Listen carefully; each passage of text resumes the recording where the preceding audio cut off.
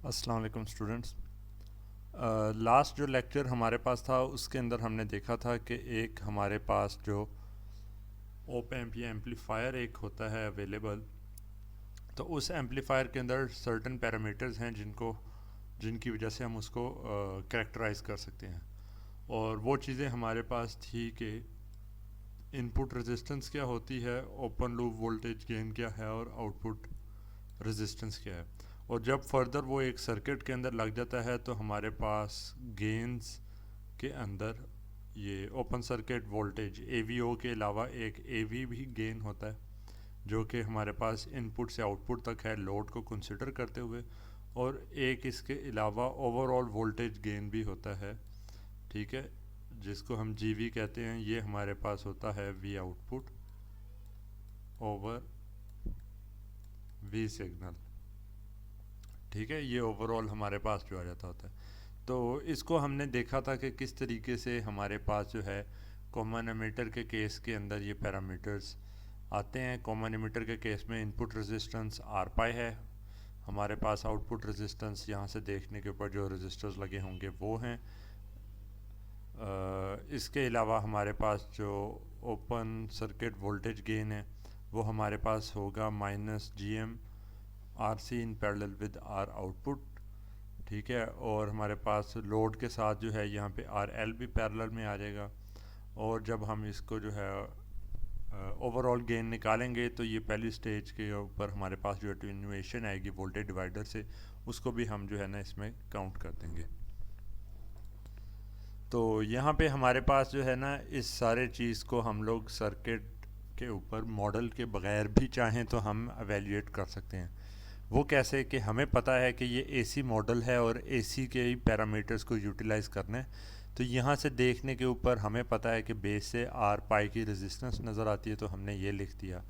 Output से हमें पता है कि जब हमने आउटपुट से इस डायरेक्शन से रेजिस्टेंस निकालनी है तो तमाम इंडिपेंडेंट सोर्सेज को सप्रेस करना होगा।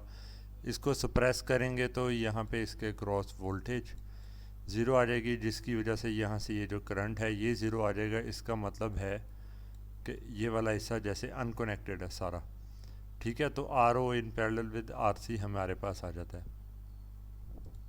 ये सॉरी, ये वाली जो चीज़ थी आउटपुट रेजिस्टेंस।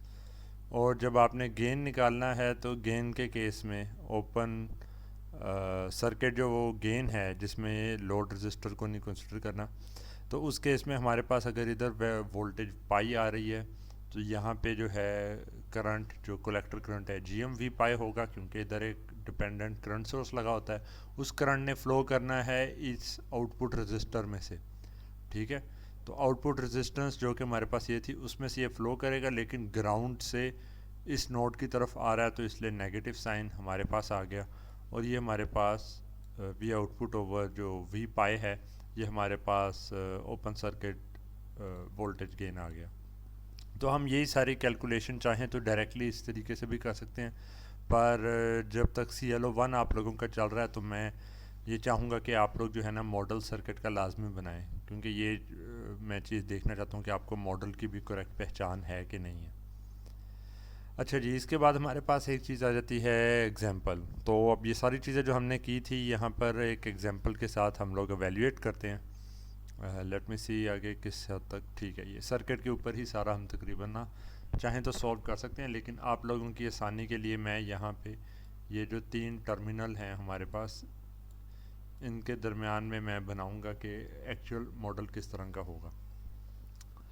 तो सारी चीज़ें इधर हैं हमारे पास, लेकिन है कि हमें तो स्मॉल सिग्नल मॉडल बनाने के लिए जो एक चीज़ चाहिए थी वो थी हमारे पास कि जी कलेक्टर करंट कितना होता है।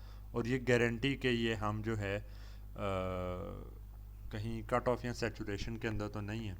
तो यहाँ पे क्योंकि हमें और इतनी इन्फॉर्मेशन दी नहीं गई, लेकिन हमें ये चीज़ बता दी गई है कि जी कलेक्टर करंट इतना है। और क्वेश्चन में डायरेक्टली पूछ लिया गया कि जी ये एम्पलीफायर बना हुआ है कि ये कॉमन एमिटर एम्पलीफायर है जो कि ये चीज़ें यूटिलाइज कर रहा है। इसका मतलब है कि हमने इधर जो है ना इससे बेसिक लेवल के जो चीज़ें कि कट ऑफ या सेचुरेशन में नहीं है वो वैल्यूएट करने की ज़रूरत नहीं है। फर्दर मोर अगर कलेक्टर करंट हमारे पास गिवन है I C is equal to 1 milli ampere, तो इसका मतलब है कि जो हमने यहाँ पे निकालना है G M is equal to I C over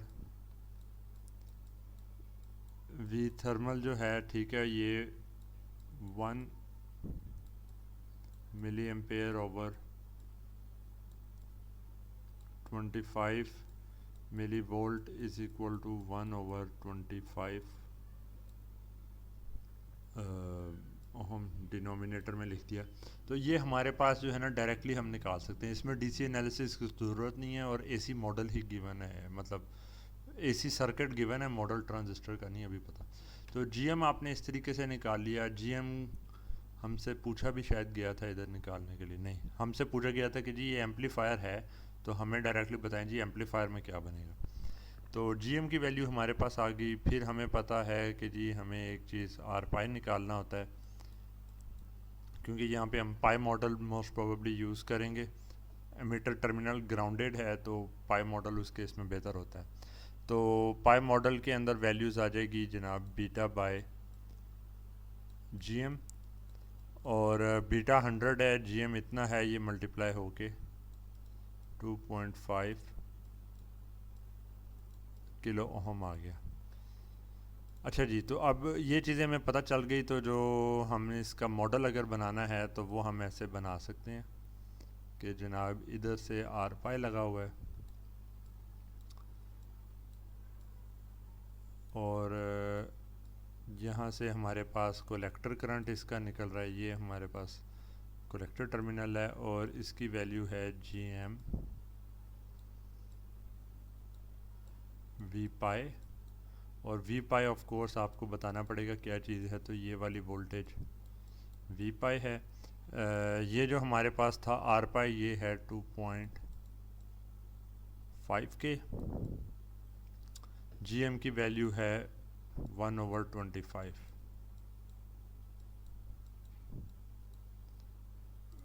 ठीक है जी, तो इसको मैं दूसरे अल्फाज में लिख सकता हूँ V pi divided by 25 ohm. तो मैं आमतौर पे जीएम को इसलिए प्रेफर करता हूँ कि ना वन मतलब कि है तो वो ट्रांस इम्पीडेंस है, लेकिन उसको जो है वो इम्पीडेंस की फॉर्म में या रेजिस्टेंस की फॉर्म में लिखने का ये फ़ायदा होता है कि ना आपको लॉजिकल सेंस रहती है कि जी ये रेजिस्टेंस के इन्वर्स के हिसाब से है, लेकिन वो रेजिस्टेंस बहुत कम है। तो सॉल्व करते वक्त ना ये एक अच्छा आपको जो है एस्पेक्ट इससे पता चल जाता है, ज़रा जहन में आपके रहता है कि आप कर क्या रहे हैं। अच्छा जी, ये चीज़ें हो गई। फिर हमसे पूछा गया आर इनपुट। अब आर इनपुट इस पॉइंट से देखने के ऊपर ग्राउंड के बीच में था, तो जनाब हमारे पास आ गया R input is equal to 2.5 kilo ohm. ठीक है, फिर हमारे पास चीज़ आ जाती है और क्या हमसे पूछा गया आर आउटपुट। तो आर आउटपुट के केस में इसको जब सप्रेस करके आपने यहाँ से देखना है तो ये R C in parallel with R O आपके पास आ जाएगा। ठीक है, तो यहाँ पे चीज़ आ जाएगी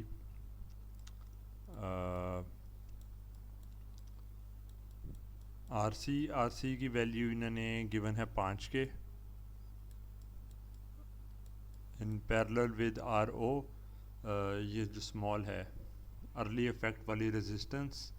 तो ये निकालने के लिए हमारे पास ये चीज़ गिवन है, तो हमें पता है कि अर्ली इफेक्ट वाली जो रेजिस्टेंस होती है वो हमारे पास है early voltage divided by IC. तो अर्ली वोल्टेज हमें यहाँ पे 100 वोल्ट गिवन है और ये 1 मिली एम्पेयर है, तो ये हमारे पास 100 के हो गई। ठीक है, तो इन पैरेलल इसको करेंगे तो यहाँ पे हमारे पास आ गया 100 के। इसकी वैल्यू मैं ज़रा वैल्यूएट कर लूँ एक सेकेंड। तो ये है 4.76 के। ठीक है, तो 4.76 किलो ओहम का हमारे पास जो है ये रजिस्टर आ गया, इन आउटपुट रेजिस्टेंस आ गई, और हमारे पास क्या टर्मिनल और क्या चीज़ चाहिए हमें, open loop voltage gain, open circuit, मैं एक तो ओपन लूप बार बार कहता रहता हूँ, ओपन सर्किट वोल्टेज गेन। तो ये हमारे पास किस चीज़ के बराबर होगा, इस पॉइंट से आउटपुट तक था, तो यहाँ पे वी पाई है कलेक्टर करंट जो इस डायरेक्शन में हमारे पास फ्लो कर रहा है वो वी पाई ओवर 25 है। इधर आउटपुट रेजिस्टेंस इस वैल्यू की लगी हुई है, तो उस आउटपुट रेजिस्टेंस में से जो करंट है वो ऑपोजिट डायरेक्शन के अंदर ग्राउंड से इस साइड के ऊपर आ रहा है। तो ये जो वी आउटपुट है हमारे पास, इसको हम निकालेंगे तो ये बन जाएगा जनाब, V output is equal to minus G M की वैल्यू 1/25 है, और ये साथ आर आउटपुट। तो इसको अगर हम लिख लें तो ये बन जाता है 4760। ये याद रखें ये किलो में था तो मैंने ओहम में लिख दिया, नीचे डिवाइड किया। 25 ओहम 1/GM जो है 25 ओहम के बराबर था। GM की वैल्यू 1/25 है, और ठीक है माइनस GM/RO, यही हमारे पास जो है ना रिज़ल्ट आ जाता है। यहाँ पे मल्टीप्लाई हो रहा होगा इसके साथ वी पाई। तो वी पाई अगली तरफ ले जाके आप डिवाइड करते हैं तो ये आपके पास हो जाएगा ए वी ओ, आपके पास आ गया -4760/25। इसकी भी वैल्यू देख लेते हैं, तो ये है 190/0.4, 190.4 वोल्ट बाय वोल्ट। ठीक है, तो मतलब कि काफ़ी आपके पास ये जो है ना गेन है। ये वो गेन है कि अगर आपके पास ना लोड रजिस्टर लगा हो और ना ही कोई सिग्नल रेजिस्टेंस हो, तो 190.4 अच्छा खासा काफ़ी गेन है हमारे पास। इसकी वैल्यू मैं यहाँ पे कहीं लिख लेता हूँ, is equal to -190.4 volt by volt. अच्छा जी, तो ये सारे हमारे पास जो पैरामीटर्स हैं यहाँ पर आ गए। तो इसके बाद हमने क्या करना है आगे, हमारे पास यहाँ पे आर पाई और ये सारी 190.4 या 190.5 ये सारी चीज़ें भी इधर कैलकुलेट की हुई हैं। 4.76 के ये भी आ गया। अच्छा, फिर हमसे क्या कहा गया है, इसके बाद जब AVO हमारे पास आ गया तो हम इसको अब यूं भी चाहें तो हम रीड्रॉ कर सकते हैं, बल्कि नहीं, हम इसको रीड्रॉ कर सकते हैं कि जी हमें यहाँ पे उन्होंने कहा है कि ये हमारे पास सप्लाई लगी हुई है, चलें इसी तरह कर लेते हैं। ठीक है, यहाँ पर से हमारे पास ये सिग्नल रेजिस्टेंस है। सिग्नल रेजिस्टेंस की वैल्यू 5K है। ठीक है, और आगे यहाँ से जो है हमारे पास ओवरऑल जो है ये एम्पलीफायर का ब्लॉक शुरू हो गया, और यहाँ पर हमारे पास इनपुट रेजिस्टेंस आई हुई है। इनपुट रेजिस्टेंस हमारे पास कितनी थी, वो हमारे पास है 2.5K। ठीक है, और इसके अक्रॉस जो वोल्टेज है वो है वी पाई। अगली साइड के ऊपर अगर हम जाएं तो हमारे पास एक करंट सोर्स जो है, करंट सोर्स कह रहा हूँ, वोल्टेज सोर्स लगा हुआ है। अब याद रखें कि ये मैं बीजेटी का नहीं बना रहा, ये मैं एम्पलीफायर का बना रहा हूँ। ये जो 3 पैरामीटर्स हमने निकाले थे, आर इनपुट, आर आउटपुट, और जो है हमारे पास ओपन सर्किट वोल्टेज गेन, तो उन चीज़ों को प्लेस कर रहा हूँ मैं यहाँ पे। तो हमारे पास जो ये वोल्टेज गेन था यहाँ पे, वो उसकी वैल्यू आ जाती है -190.4 या 5। ठीक है, वी पाई,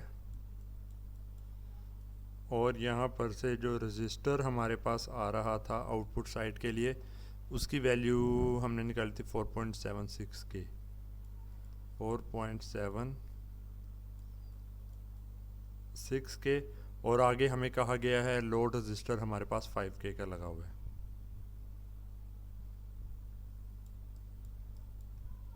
ठीक है, तो यहाँ पे ये 5K का लोड रजिस्टर लगा हुआ है, और अब हमसे पूछा गया है कि जी हमने निकालना है ये गेन इस पॉइंट से इस आउटपुट तक लोड रजिस्टर के साथ। तो हमें पता है कि ये हम किस तरीके से कर सकते हैं। अगर ये वाली चीज़ें नहीं कनेक्टेड, जो कि उधर है ये वी सिग्नल लेट से नहीं आपके पास कनेक्टेड, तो उस केस के अंदर हमें इस पॉइंट से आगे तक का जो गेन था, इस पॉइंट पे वोल्टेज हमारे पास आ जाएगी -190.5 वी पाई। तो उसके आगे यहाँ पे वोल्टेज डिवाइडर लगेगा, तो V output is equal to 5/5 plus 4.76 multiplied by -190.5 V pi. ठीक है, ये वी पाई अगली तरफ डिवाइड हो जाएगा आपके पास, और क्योंकि आपको पता है कि ये लोड रेजिस्टर के साथ लगा है, तो ये अब हमारे पास ए वी, ठीक है, क्लोज सर्किट वोल्टेज गेन बन गया। इसका जो रिज़ल्ट है वो यहाँ पे लिखा हुआ है -97.6 तकरीबन। मतलब कि जो आपके पास गेन आ रहा था लोड के बगैर, लोड रेजिस्टर लगाने के बाद जो गेन है वो आपके पास तकरीबन आधा हो गया, -97.6 वोल्ट बाय वोल्ट हो गया। अच्छा जी, तो ये हमारे पास ए वी आ गया, लेकिन अब इसके बाद हमने इस पॉइंट से सिग्नल से आउटपुट तक का भी गेन निकालना है। ठीक है, तो सिग्नल से आउटपुट तक का गेन निकालना है, तो उसमें हम क्या करेंगे, ये ए वी हमारे पास इस पॉइंट से आगे तक का गेन था, तो हमें क्या करना पड़ेगा, जी वी निकालने के लिए इज़ इक्वल टू वी पाए तक का गेन हमने लिखना है। इसको हम लिख सकते हैं कि जनाब V pi over V signals times V output over V pi. ये V output by V pi हमारे पास ए वी है, तो इधर हमें सॉल्व करने की ज़रूरत नहीं है, हम ए वी ही लिख देंगे। ठीक है, कि एक क्लोज सर्किट वोल्टेज गेन यहाँ से आगे तक का था, जिसकी वाली वैल्यू -97.6 है। तो जो ये वाली टर्म थी, ये हमें पता चलता है कि इधर वोल्टेज डिवाइडर लग रहा है। ठीक है, एक ही करंट इन दोनों रेजिस्टर्स में से फ़्लो करना है, तो टोटल करंट जो है वो जो जितनी भी वोल्टेज है उसका कुछ हिस्सा इधर ड्रॉप होगा, रिमेनिंग हिस्सा इधर आएगा। तो ये 2.5 की है, ये 5 है, तो इसको हम लिखते हैं, ये हमारे पास क्या आ जाएगा, ये आ जाएगा जनाब 2.5 ओवर 2.5 प्लस 5 7.5, ये बन जाता है 1/3। अच्छा जी, 1/3 इंटू, अच्छा ये जब माइनस का साइन हो ना तो ब्रैकेट में लिखा करें, वरना वो जो है वो माइनस पेपर में या असाइनमेंट्स में ना प्रॉब्लम हो सकती है। -97.6, ठीक है, इसको 3 पे डिवाइड करना है, मैं कोशिश करता हूँ वैसे इसको करने की। ये बन जाएगा जनाब 33.32, माइनस साइन तो रहेगा, 32 पॉइंट हो गया जी, 96 होता है 32 3 ज़र, और 1.5 के करीब है तकरीबन, तो 0.53 -32.53 वोल्ट बाय वोल्ट ये रिज़ल्ट बन जाएगा, जो कि हाँ -32.5 तक उन्होंने रखा है। गुड, -32.5 आ गया। तो अच्छा, हमने फिर यहाँ पे ना ये वाला जो है वो पूरा सर्किट का ये जो मॉडल था, इसको मैं क्लियर कर लूँ, हाँ, उसके थ्रू ये पूरा सॉल्व करके हमने निकाल लिया। तो हमारे पास क्या चीज़ आई कि जी एक ऐसा ये जो एम्पलीफायर बना था जिसका एक्चुअल गेन हमारे पास ओपन सर्किट के केस के अंदर आ रहा था -190.5, लेकिन जब हमने उसके साथ एक सिग्नल सोर्स लगाया जिसके एक ख़ास रेजिस्टेंस की इधर वैल्यू थी और लोड रेजिस्टर लगाया, तो वही गेन हमारे पास तकरीबन जो है 6 गुना रिड्यूस होके -32.5 पे आ गया। तो इससे पता चलता है कि ये जो लोडिंग इफेक्ट और सिग्नल सोर्स रेजिस्टेंस का इफेक्ट है, ये बहुत ही सिग्निफिकेंट है हमारे पास, और इसको हमें भुलाना नहीं चाहिए। ठीक है, तो ओहो, ये मैं सोच रहा था कि मैं ना इसको करता, नहीं ये नहीं इस तरीके से वापस आना। तो खैर चलें, ये अब हो गया। लास्ट एक पार्ट रहता था, वही सर्किट हमें ना दोबारा चाहिए था। तो अब मैं दोबारा स्केच करने की कोशिश कर लेता हूँ। ठीक है जी, यहाँ पर से ग्राउंड के साथ था, इधर आपके पास सोर्स की ये सप्लाई लगी हुई है, ऊपर को यहाँ पे है, यहाँ पे माइनस है, ये माइनस 190.5 है, 190.5 वी पाई है। और इधर आपके पास एक जो है आर आउटपुट रेजिस्टेंस लगी हुई है, वो थी 4.76 के, यहाँ पे था 2.5 के, इधर आपके पास है 5 के, और इस साइड के ऊपर आपके पास था जनाब प्लस माइनस वी सिग्नल। और यहाँ पे आपके पास लोड रजिस्टर लगा हुआ था, वो भी 5K का था। और इन सारी चीज़ों को हम एम्पलीफायर का हिस्से के तौर पे लिखेंगे। अच्छा, जो लास्ट पार्ट है उसके अंदर कहा गया है कि जी ये जो वी पाई है इसके क्रॉस, इस वी पाई को हमने लिमिट करना है 5 मिली वोल्ट पे। ठीक है, तो अगर अच्छा ये हैट ऊपर डाला हुआ है, मतलब कि अगर ये साइनोसॉइड है ना, तो ये कह रहा है कि जी उसका जो मैक्सिमम वैल्यू है वो 5 मिली वोल्ट तक जा रही है। ठीक है, पीक जो होती है। तो इसका मतलब है कि ठीक है, हमें और कोई चीज़ लिखने की ज़रूरत नहीं है, हम खाली यही लिख देते हैं कि जी ये 5 मिली वोल्ट तक जाएगी, क्योंकि हमें पता है कि सारा सिस्टम लीनियर ऑपरेट करेगा। ये चीज़ इधर देखने की ज़रूरत थी कि ये कहीं 10 मिली वोल्ट से ज़्यादा ना हो, क्योंकि अगर ये 10 मिली वोल्ट से ज़्यादा होगा तो नॉन लीनियरिटी में चले जाएंगे, क्योंकि वी पाई आपके पास बेस टू एमीटर वोल्टेज है, स्मॉल सिग्नल। अच्छा जी, ये 5 मिली वोल्ट है, तो उन्होंने कहा है कि हमें ये बताएं कि जी वी सिग्नल कितनी होगी और वी आउटपुट कितनी होगी। तो अगर वी पाई हमारे पास जो है इतनी है, अब हमें पता है कि हमने एक निकाला था V pi over V signal. याद रहे कि ये जो वोल्टेज डिवाइडर है, ऐसे नहीं आपने करना कि वी पाई से अगली साइड पे मूव कर रहे हो, क्योंकि सप्लाई इधर लगी है, करंट इसने फोर्स कराना है, तो आपके पास वी पाई छोटी वोल्टेज है और वी सिग्नल बड़ी वोल्टेज है। तो ये हमारे पास तकरीबन आ रहा था जनाब 1/3 के बराबर थी ये term. V pi V signal के मुकाबले में 1/3 के बराबर थी, क्योंकि यहाँ पे जो है रेजिस्टेंस जितनी लगी है ट्वाइस इधर लगी हुई थी। तो आप समझेंगे जो वोल्टेज इधर आ रही थी उसके 3 बराबर हिस्से हो रहे हैं, तो 2 हिस्से वोल्टेज के इसके क्रॉस ड्रॉप हो रहे हैं और एक हिस्सा इसके क्रॉस हो रहा था, 1/3। तो अगर हमारे पास जनाब वी पाई की वैल्यू है जो है वो 5 मिली वोल्ट है, ठीक है, इसको कर दें आप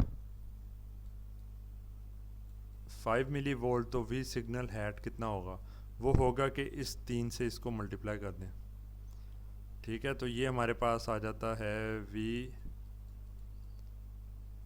signal hat is equal to, ये इधर आ गया 3 × 5 15 मिली वोल्ट।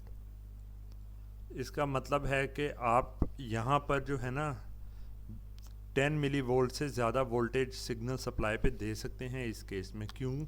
क्योंकि आपके पास वो वोल्टेज 15 की 15 बेस टू एमीटर नहीं आती, बल्कि वो अटेन्यूएट होकर सिर्फ 5 मिली वोल्ट इधर पहुंचती है। और क्योंकि सिर्फ 5 मिली वोल्ट पहुंचती है, जो कि स्मॉल सिग्नल है, 10 मिली वोल्ट से कम है, तो हमारे पास लीनियर ऑपरेशन चल रहा है। बेशक सिग्नल की मेन जो सप्लाई वोल्टेज है उसकी वैल्यू ज़्यादा है।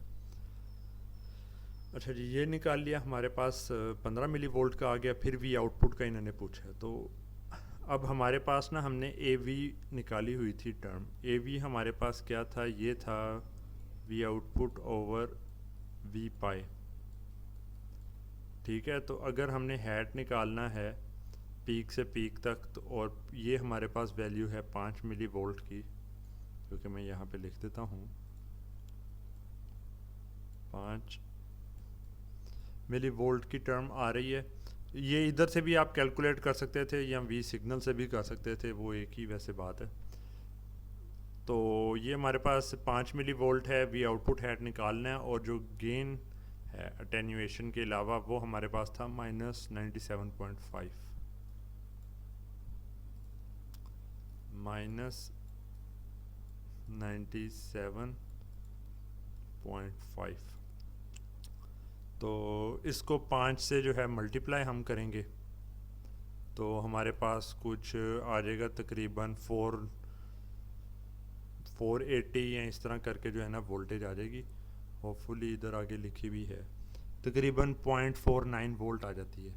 तो वो जो 0.49 वोल्ट हमारे पास है ये वाली, ठीक है, वही 15 मिली वोल्ट को इन्होंने जो है वो वी सिग्नल 15 मिली वोल्ट को गेन से मल्टीप्लाई करके निकाल लिया। मैं वैसे थोड़ा लेंथी एक काम कर दिया था तो कि मैंने जो है इस पॉइंट से आगे वैल्यूएट किया था, पर दोनों केसेस में रिज़ल्ट एक ही आता है। वो हमारे पास आ रहा था कि -0.49 वोल्ट आना था। लेकिन याद रहे कि साइनोसॉइड के अंदर पीक जो है वो पॉजिटिव हो या नेगेटिव हो, आउट ऑफ फेज़ हो या इन फेज़ हो, पीक वैल्यू जो है वो पीक ही आपके पास रहेगी। तो हम इसमें कह सकते हैं कि जी जो अब आउटपुट वोल्टेज की पीक है वो 0.49 वोल्ट के बराबर है। ठीक है, तो अगर आप इनपुट वोल्टेज सिग्नल की यहाँ पे 15 मिली वोल्ट अप्लाई करेंगे, ठीक है, जो कि बहुत ही कम है, उसके अंदर जो है 5 मिली वोल्ट आपके पास आएगा बेस टू एमीटर जिसको आपने एम्पलीफाई करना है, और फर्दर जो आउटपुट आएगी वो आपके पास जो है वो आ जाएगी 0.49 वोल्ट, मतलब काफ़ी ज़्यादा एम्पलीफाई होके। तो ये हमारे पास जो है एक एग्जांपल थी कि कैसे ये मॉडल को इस्तेमाल किया जा सकता है एम्पलीफायर का, बीजेटी इसको कैसे एनालाइज करना है और फिर इसकी एम्पलीफायर करेक्टराइजेशन वाले पैरामीटर्स को एवेल्यूएट हमने करना है। अच्छा जी, तो यहाँ पे हमने ये देख लिया, हमें पैरामीटर्स का और सारी चीज़ों का ना अच्छी तरह पता चल गया। अब आगे एक और भी हमारे पास ना ये सर्किट है और इधर लिखा हुआ है कि जी ये कॉमन एमीटर एम्पलीफायर है बट विद कैपिटल और स्मॉल ई। ठीक है, ये क्या है कि वो जो एक आर ई नहीं हमारे पास लगी होती थी emitter biasing, voltage divider biasing और बाकी सारे केसेस के अंदर, ठीक है, तो उसी तरह की एक ये जो है हमारे पास रेजिस्टेंस यहाँ पर भी कनेक्टेड है। तो मतलब कि सिंपल कॉमन एमीटर के केस में जो एमीटर है वो ग्राउंडेड होता है, लेकिन अगर उसके साथ ये आर ई आपके पास कनेक्टेड है तो उस केस में जो है ना इसका बिहेवियर थोड़ा सा डिफरेंट आ जाता है। तो इसको एक स्पेशल केस आप कंसिडर करें। तो हमने अब बेसिक के केस में सारा कुछ देख लिया था, तो अब हम इस सर्किट के ऊपर निकालेंगे कि क्या हमारे पास जो है ना एम्पलीफायर के जो पैरामीटर्स के हिसाब से ना क्या रिज़ल्ट आता है। तो यहाँ पे क्या होगा जी, इसको हमने अब सॉल्व करना है तो हम इसका जो है ना मॉडल प्लेस करेंगे। तो आपको लास्ट टाइम भी अभी मैंने बताया था कुछ देर पहले ही कि अगर हमारे पास एमीटर जो है वो ग्राउंडेड हो तो हम पाई मॉडल को प्रेफर करते हैं, पर अगर हमारे पास एमीटर ग्राउंडेड नहीं है तो हम टी मॉडल को प्रेफर करेंगे। तो टी मॉडल हमारे पास इस तरह से बन जाता है। तो इसमें क्या है कि जी बेस ये सेंट्रल पॉइंट पे कनेक्टेड है और स्मॉल आर ई जो है वो इधर है, और ये जो रजिस्टर है इसको डी जनरेशन रजिस्टर भी कहते हैं, एमिटर डी जनरेशन रजिस्टर। तो क्योंकि ये दोनों ही आर ई हैं तो बार बार मैं इसमें मसला आपके लिए आए तो उसकी बजाय मैं क्या कहूँगा, इसको जनाब एमिटर डी जनरेशन रजिस्टर है और ये स्मॉल आर ई। और यहाँ पे जो करंट फ्लो कर रहा है उसको जो है अल्फ़ा से मल्टीप्लाई करके यहाँ पर से कलेक्टर करंट आपके पास आ रहा है। ये मीटर करंट है, ये कलेक्टर करंट है। तो जब इस केस में आपने इस साइड से इनपुट रेजिस्टेंस देखनी है तो आपको क्या नज़र आ रहा है। तो चीज़ ये है कि जी हमें तो कुछ समझ नहीं आ रही कि ये हमें क्या नज़र आ रहा है, क्योंकि हमें तो एक तरह का शॉर्ट सर्किट नज़र आ रहा है। या ज़्यादातर लोग कहेंगे कि जी हम इधर से अगर देखते हैं तो हमें ये are E plus degeneration resistor ये नज़र आ रहा है, ठीक है ना। तो अक्सर स्टूडेंट कहेंगे कि जी ये चीज़ है, लेकिन ये थोड़ी सी बात करेक्ट है लेकिन सही तरह से करेक्ट नहीं है। वजह ये है कि ये उस केस में होता अगर यहाँ पे आपके पास ब्रांच में कुछ और ना लगा होता, ये ऊपर वाली चीज़ अगर ना कनेक्टेड होती तो इधर से देखने पे ये दो रजिस्टर सिंपल सीरीज़ में नज़र आ रहे होते। लेकिन आपके पास जो है यहाँ पर एक ये कॉम्प्लेक्स सर्किट है जिसके अंदर एक करंट डिपेंडेंट करंट सोर्स भी लगा हुआ है, और वो क्या कर रहा है कि जो उसकी वजह से जो है ये वाला जो करंट है मीटर करंट, ये आपके पास जो बेस करंट है उसके मुकाबले के अंदर जो है ना ये β+1 टाइम्स ज़्यादा है, क्योंकि आपको पता है कि जी जो एमिटर करंट है वो बेस करंट के मुकाबले में ज़्यादा उसका जो है ना वैल्यू होती है। ये तो स्टार्ट में ही हमने ये चीज़ें डिराइव की थी। तो इसका मतलब है कि अगर आप इधर एक कोई टेस्ट सोर्स लगाते हैं, ठीक है, ये पिछली चीज़ों को हमने नहीं कंसिडर करना। लेट्स से एक टेस्ट सोर्स आपने लगाया और वो टेस्ट सोर्स आपके पास जो है ग्राउंड के साथ जो लगा हुआ है उसकी वैल्यू है VI, ठीक है, और जो करंट उस टेस्ट सोर्स में से आ रहा है वो आपके पास है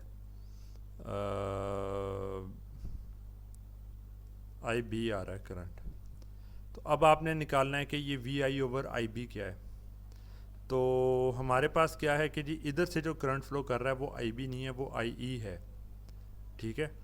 तो हम क्या करेंगे कि जनाब, लेकिन वोल्टेज इस पॉइंट के ऊपर क्या आएगी हमें, और करंट्स तो बड़ा कॉम्प्लेक्स एक फिनोमिना हो गया ना, इधर से भी आ रहा है, पर वोल्टेज अगर हम देखें तो वो हमें पता है क्योंकि ये इस पॉइंट के साथ कनेक्टेड है, तो वोल्टेज तो इधर लाजमी VI आएगी, ठीक है ना। डायरेक्ट कनेक्शन है, वोल्टेज में तो कोई आगे झगड़ा नहीं है इसमें। तो अगर यहाँ पे VI है तो क्या हम ये एमिटर करंट निकाल सकते हैं, ठीक है। मतलब जो प्रॉब्लम थी ना कि करंट्स के अंदर इशू था, लेकिन हमने क्या किया, वोल्टेज लगा के इधर डायरेक्ट वोल्टेज देख ली।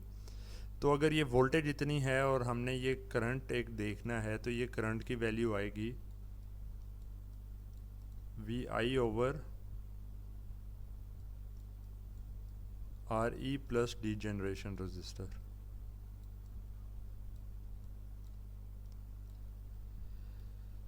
ठीक है जी। पर हमें पता है कि हमारे पास जो IB है वो इस करंट के मुकाबले में जो है ना β+1 टाइम्स कम होता है, यानी कि यहाँ पे डिवाइड कर दें तो IE अगर हमारे पास ये आया था तो IB की वैल्यू हम निकालते हैं तो वो हमारे पास आ जाएगा जनाब VI/β+1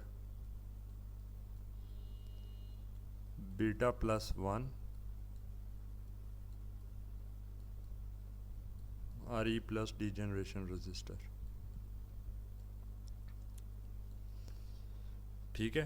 तो अब हमने जो यहाँ से रेजिस्टेंस एक देखनी थी इनपुट, वो हमारे पास है VI/IB, ठीक है। तो इसी जगह के ऊपर अगर हम करेंगे जनाब VI/IB, ये VI ये IB डिवाइड कर दिया, ये अगली तरफ ले गए, तो ये हमारे पास आ गया β+1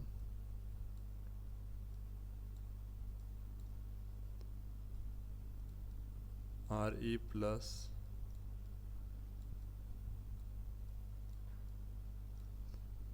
तो हमारे पास जो इनपुट रेजिस्टेंस है वो ये बन गई β+1 RE प्लस डीजेनरेशन रजिस्टर। तो मतलब कि ये जो रजिस्टर है ये हमें इस पॉइंट से देखने के ऊपर β+1 टाइम्स एम्पलीफाइड नज़र आता है, ठीक है। तो अगर ये 1 किलो ओम का लगा है, बीटा आपके पास 100 है, तो हमारे पास जो वैल्यू ऐड कर रहा है ये रेजिस्टेंस इनपुट रेजिस्टेंस के अंदर, वो हमारे पास ये ऐड कर रहा है 101 किलो ओम की। 1 किलो ओम का रजिस्टर लगा के इधर से देखने पे 101 किलो ओम की वैल्यू हमारे पास जो ऐड हो रही है। तो मतलब कि ये एक बड़ा एक इंटरेस्टिंग किस्म का रिस्पॉन्स आ गया हमारे पास। दूसरी चीज़ क्या है कि अगर इसको हम थोड़ा ब्रेक डाउन करें, β+1 से RE को मल्टीप्लाई भी करें, तो β+1 RE हमारे पास जो है वो R पाई के बराबर होता है। ये हमने जो है ना वो स्टार्ट के अंदर उधर जो डेफिनेशंस वगैरह और चीज़ें लिखी थी वहाँ पे लिखा हुआ था, क्योंकि ये आपके पास जो है RE की वैल्यू होती है α/GM, अच्छा, ये ना बाकी चीज़ें मैं थोड़ी सी क्लियर कर दूं, इधर बहुत कुछ लिखा हुआ है इस वक्त। हाँ जी, तो हमारे पास क्या होता है कि जनाब R E is equal to alpha by G M, और अल्फ़ा बाय जी एम को हम लिख सकते हैं beta over beta plus 1 by G M, और इसी को हम लिख सकते हैं जनाब beta by G M times 1 over beta plus 1। तो beta by G M R pi के बराबर होता है ओवर बीटा प्लस 1। ठीक है, ये आर ई इस चीज़ के बराबर है। तो इसका क्या मतलब होता है कि जनाब हमारे पास R pi is equal to beta plus 1 R E. तो जो कि हमें वैसे भी पता है कि अगर हम इस डी जनरेशन रजिस्टर की वैल्यू ज़ीरो कर दें तो ये common ammeter with D generation register हमारे पास नॉर्मल कॉमन एमीटर में कन्वर्ट हो जाएगा। तो इस रिलेशन में डी जनरेशन रजिस्टर की जगह ज़ीरो पुट करें तो आर पाई आना चाहिए था, क्योंकि इधर भी अगर हम इसको शॉर्ट कर दें तो कॉमन एमीटर नॉर्मल बनता है जिसकी इनपुट रेजिस्टेंस आर पाई है। तो यहाँ पे लेकिन हमारे पास ठीक है जी, आर पाई तो आना था, लेकिन साथ जो एक एडिशनल टर्म आ रही है वो हमारे पास आ रही है beta plus 1 D generation resistor. तो इसका मतलब है कि हमने क्या किया कि अपनी जो इनपुट रेजिस्टेंस जिस वैल्यू की नॉर्मल होनी थी उसको beta plus 1 times D generation register उसको इंक्रीज़ कर दिया। ये लेट से आपके पास 2.5 के है, और ये आप जो है 1 किलो 2.5 है ये, ठीक है, और ये आपने 1 किलो ओम का लगाया है तो ये इसके अंदर 101 किलो ओम ऐड कर देगा। ठीक है, तो आपके पास टोटल जो रेजिस्टेंस है वो अच्छी खासी, मतलब कि 3-4 गुना जो है वो इंक्रीज़ हो गई, बल्कि 5 गुना हो गई टोटल अगर देखा जाए। तो इसका मतलब है कि ये अगर हम ये डी जनरेशन रजिस्टर लगाएं तो इसका हमारे पास इनपुट रेजिस्टेंस पे बड़ा अच्छा एक इम्पैक्ट आता है, क्योंकि आपको याद होगा कि हमारे पास हमेशा सिग्नल के साथ कोई ना कोई रेजिस्टेंस होती है, और वो जो रेजिस्टेंस है उसका और ये इनपुट रेजिस्टेंस का एक वोल्टेज डिवाइडर बनता होता है, और हमारे पास वोल्टेज की ना कुछ अटेन्यूएशन होती है। तो जितनी ज़्यादा इनपुट रेजिस्टेंस होगी उतनी ही हमारे पास कम अटेन्यूएशन होगी। तो लेकिन है कि उसके लिए हमें जो है ना बहुत ज़्यादा कोई कलेक्टर करंट को चेंज करना, बाकी पैरामीटर बड़ा मुश्किल काम था। पर हमने क्या किया, बायसिंग के लिहाज से इसमें कुछ भी कॉम्प्रोमाइज़ नहीं किया, लेकिन हमने ये डी जनरेशन रजिस्टर लगा के हमने इनपुट रेजिस्टेंस को एम्पलीफाई कर दिया। ठीक है, दूसरी चीज़ जो हमारे पास आती है आउटपुट रेजिस्टेंस, तो उस केस में हमने दोबारा इसको शॉर्ट करेंगे तो यहाँ पर से जो वोल्टेज अगर देखते हैं तो वो 0 वोल्ट आ रही है। इस पॉइंट के ऊपर 0 कोई करंट नहीं फ्लो करेगा, ये ओपन है। आरसी हमारे पास जो है आगे आउटपुट रेजिस्टेंस। आमतौर पे जब कॉमन हमारे पास जो है ये मीटर टर्मिनल ग्राउंड ना हो तो हम अर्ली इफेक्ट जो है उसको इग्नोर कर देते होते हैं। ठीक है, तो ये जो अर्ली इफेक्ट है इसको आमतौर पे इग्नोर कर देते होते हैं, बशर्ते कि स्पेसिफिकली आपको कहा जाए कि जी उसको कंसिडर करें, तो उस केस में एक कॉम्प्लेक्स सर्किट जो है वो आपको सॉल्व करना पड़ेगा। अच्छा जी, ये दो हमने एस्पेक्ट निकाल लिए। तीसरा एस्पेक्ट हमारे पास क्या है, वो था कि जनाब हमारे पास जो है गेन क्या आता है लोड रजिस्टर के बगैर। तो अगर यहाँ पे हमने जो सप्लाई लगाई है वो वी इनपुट है, तो और जो करंट इधर से एमीटर फ्लो कर रहा था जैसे कि हमने अभी निकाला था, यहाँ पे वी इनपुट वोल्टेज आ गई, तो जो करंट एमीटर करंट फ्लो कर रहा है वो है V I over R E plus R E. Collector current अगर देखें तो ये अल्फ़ा से मल्टीप्लाई हो जाएगा,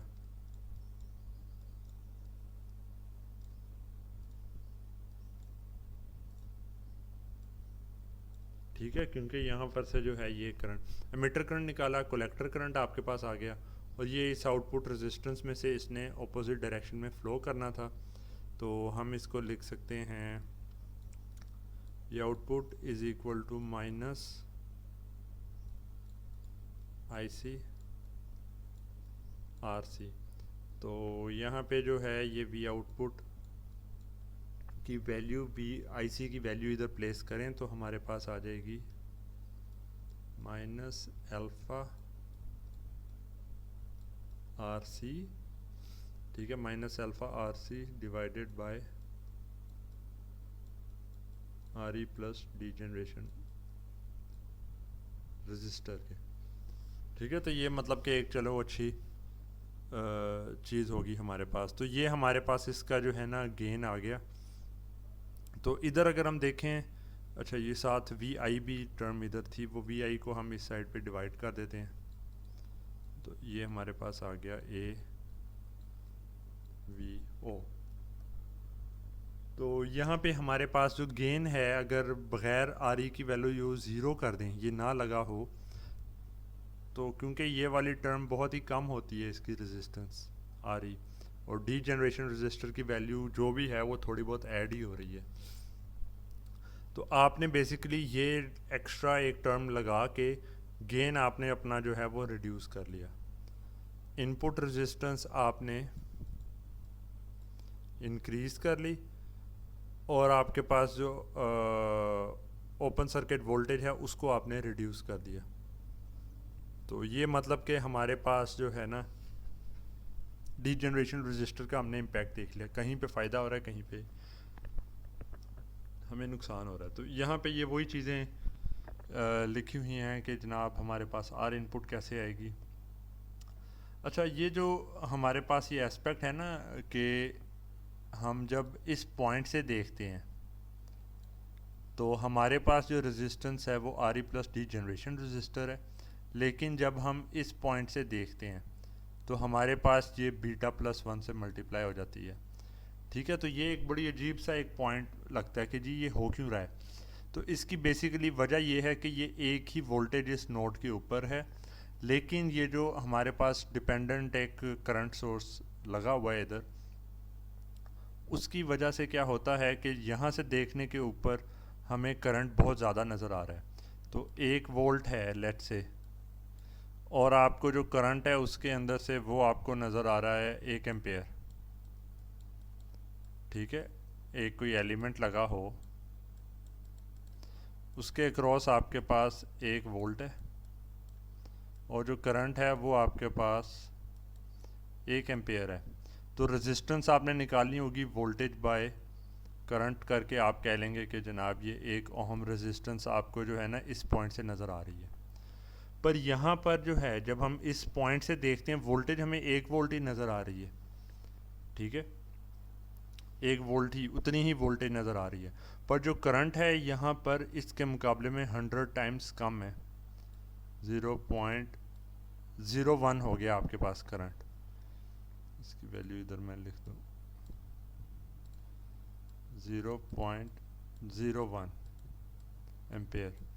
तो जब ये 0.01 एम्पेयर हो जाएगा, अब 1 वोल्ट बाय ये करेंगे आप, तो आपके पास जो है ये रेजिस्टेंस नज़र आएगी 100 ओम। ठीक है, तो ये हमारे पास क्या चीज़ हुई, ये इसी तरीके से है कि जी वोल्टेज उतनी है, लेकिन एक पॉइंट से आपके पास करंट जो है वो ज़्यादा फ्लो कर रहा है, तो इसलिए रेजिस्टेंस कम नज़र आती है अगर एमिटर से ही देखें। और अगर आप बेस से देखेंगे तो क्योंकि करंट वोल्टेज उतनी है पर करंट बहुत कम नज़र आ रहा है, इसलिए रेजिस्टेंस ज़्यादा नज़र आएगी आपको यहाँ से। और ये रिलेशन आर पाई और आर ई के केस में भी होता है। तो इसको जो है रेजिस्टेंस रिफ्लेक्शन रूल कहते हैं। ठीक है, ये आया है यहाँ पे वही लिखा हुआ है कि जी करंट से रिलेटेड ये वाली टर्म है, और ये हमारे पास जो है ना इस रेजिस्टेंस को लगाने का जो है ना सबसे बड़ा एडवांटेज हमारे पास यही है कि रेजिस्टेंस रिफ्लेक्शन रूल की वजह से हमें इनपुट रेजिस्टेंस बहुत ज़्यादा मिल जाती है। ठीक है, और कोई इतनी इसमें सेपरेट ऐसा बात नहीं है। तो यहाँ पर से हमारे पास अच्छा, अगर हम देखें कि हमारे पास इनपुट रेजिस्टेंस जो है वो कितनी इंक्रीज़ हुई है, मतलब कि डीजनरेशन रजिस्टर के साथ और उसके बगैर फ़र्क क्या है। तो ये हम इस तरीके से डिवाइड कर सकते हैं। हमारे पास इसके साथ आया था beta plus one are E plus capital R E, और उसके बगैर ये आर ई की वैल्यू बस सिंपली ज़ीरो पुट कर दें तो ये आ गया। तो इसके अंदर हमारे पास क्या ये चीज़ आ जाती है, बीटा प्लस वन है, बीटा प्लस वन है, ठीक है जी। तो यहाँ पर से हम इसको क्या कर सकते हैं, इसकी अप्रोक्सीमेशन बाद में हमने की हुई है। ये वाली टर्म्स जो है ना, ये तो हमारे पास कैंसिल हो गई, ठीक है, ऊपर नीचे दोनों साइड्स पे आ रही हैं। बाकी बचा जनाब one plus R E by D generation register divided by R ई, ठीक है, ये वाली चीज़ आ गई। और इसको हम क्या कह सकते हैं कि हमें पता है कि R E is equal to alpha by G M. Alpha की वैल्यू आम तौर पे वन के बराबर होती है, तो अप्रोक्सीमेटली इसको वन ओवर जी एम कहा जा सकता है। तो यहाँ पर इसी तरीके से इसको करेंगे तो ये approximately one plus G M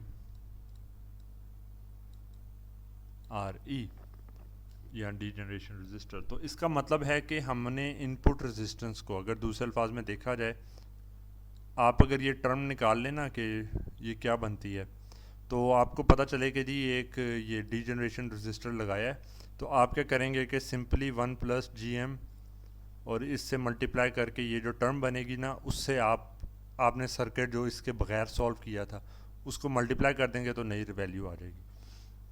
Thus the circuit designer can use the value of degeneration resistor to control the value of input resistance। ठीक है, कितना टाइम है, थोड़ा सा टाइम है, क्विकली आगे कर लेते हैं। आउटपुट रेजिस्टेंस पे कोई फ़र्क नहीं पड़ा था। ओपन लूप वोल्टेज ये हमने सारा एवेल्यूएट कर लिया था। तो एवेल्यूएट करने के बाद ये हमारे पास टर्म जो है ना, ये इसी तरीके से आ गई थी, minus alpha R C over R E plus degeneration resistor. तो इसमें से अगर हम ये आर ई को कॉमन ले लें, ठीक है, तो ये हो जाएगा जनाब, ये वही पिछली बार वाली टर्म हो गई। इसको थोड़ा सा और हम करते हैं आगे, तो हमें पता चलता है कि जी ये तो जी एम के बराबर है।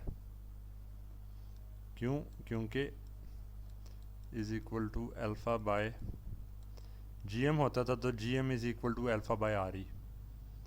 तो यहाँ पे जी एम हमारे पास आ गया और ये माइनस का साइन भी इधर है, तो minus G M R C. तो हमारे पास नॉर्मल गेन आया था कॉमन एमीटर का in the absence of this thing, ठीक है। उस केस में गेन आता था minus G M R C. तो अब जो गेन है वो हमारे पास इस टर्म से डिवाइड हुआ है, और यहाँ पे जैसे पहले हमने लास्ट अभी किया था कि अल्फ़ा बाय आर ई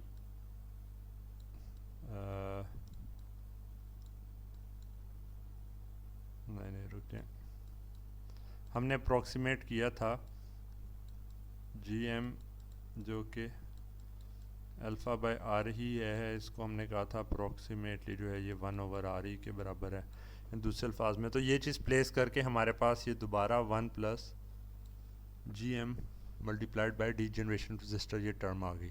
तो इससे हमें पता चला कि जो हमारे पास नॉर्मल ये गेन आ रहा था, जिस टर्म से एग्जैक्टली जितनी इनपुट रेजिस्टेंस हमारे पास इंक्रीज़ की गई थी, एग्जैक्टली उतना ही हमारे पास जो ओपन सर्किट वोल्टेज गेन है वो हमारे पास रिड्यूस हो जाएगा।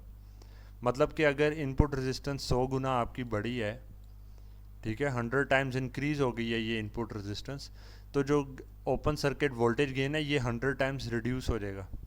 तो मतलब ये अच्छा एक जो है कारमा इसको कह लें आप, कि जितना एक साइड से इंक्रीज़ आपके पास हुआ है उतना ही दूसरी साइड से आपके पास डिक्रीज़ भी हो जाएगा।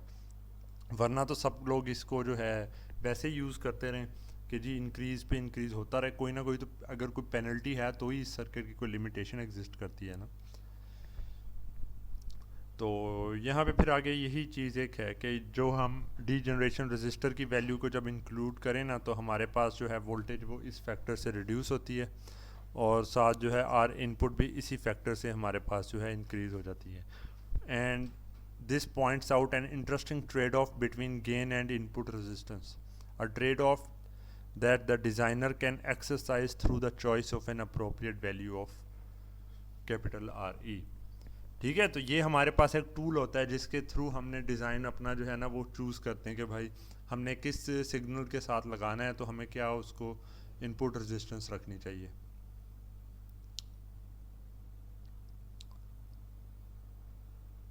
तो यहाँ पर फिर इसी तरीके से आगे हम जब चलेंगे और हम लोड रजिस्टर के साथ अपना जो है गेन अगर देखते हैं तो उसमें कोई इतना फ़र्क नहीं पड़ेगा. A V O R L over R L plus R O हमारे पास आ जाती है. ये इस टर्म को हम जो है मल्टीप्लाई कर देंगे, तो जो वैसे गेन आ रहा था वो था minus alpha R C over R E plus degeneration register. तो यहाँ पर हमारे पास क्या चीज़ हो गई, अगर हम इस टर्म को देखें तो ये basically R C in parallel with R L ही लिखा हुआ है, क्योंकि ये बराबर होता है product of the resistors divided by their sum. तो ये इस तरीके से इसको लिख दिया, ये हमारे पास आ गया इस केस में. और फिर फर्दर जब आपने ये इनपुट साइड से देखना है तो आपके पास ये बराबर आ जाएगा जी input resistance divided by input resistance plus R signal, क्योंकि यहाँ पर अटेन्यूएशन जो है वो आपके पास इसी हिसाब से होगी. इनपुट की वैल्यू जो है वो ये बीटा प्लस 1 इस तरह करके थी, तो और अल्फ़ा की value beta over beta plus 1 होती है. तो ये सारा कुछ इधर हम जब प्लेस करेंगे, ठीक है, और उसको थोड़ा सिंप्लीफाई करते हैं तो हमारे पास ये वाला रिज़ल्ट आ जाएगा.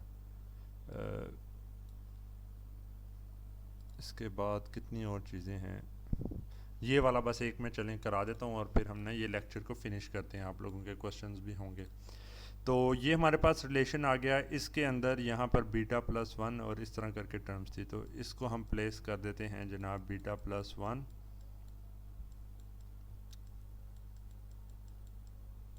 और ये हो गया divided by R signal plus 1 G plus ये चीज़ हो गई. इसको मल्टीप्लाई किया, ये माइनस साइन हमारे पास आ रहा है, तो यहाँ पे ये हो गया जनाब बीटा ओवर बीटा प्लस 1. इससे ये टर्म ख़त्म कर दी हमने. ठीक है जी, और हमारे पास क्या आ रहा था, बल्कि यही नहीं, हमारे पास साथ ये भी टर्म पड़ी हुई थी यहाँ पे, क्योंकि है तो ये इससे कैंसिल हो गया और यहाँ पे मल्टीप्लाई हो रहा था आर सी